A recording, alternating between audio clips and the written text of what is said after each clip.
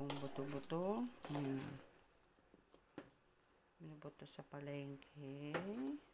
Pinapakuluan na natin. Tatanggalin lang natin din yung mga bubbles.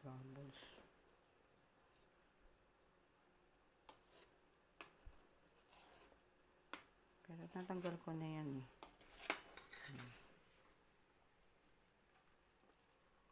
Tapos, lagay na natin ng luya. More luya.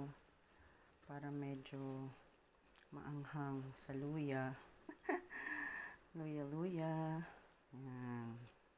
And then, sibuyas. Naiwa ko na yan. Sibuyas. Ayan. Hintay lang natin siyang lumambot. Lumambot yung baboy. Ayan.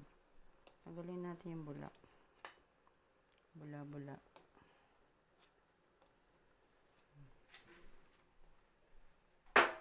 Tapos, nor cubes. Ayan.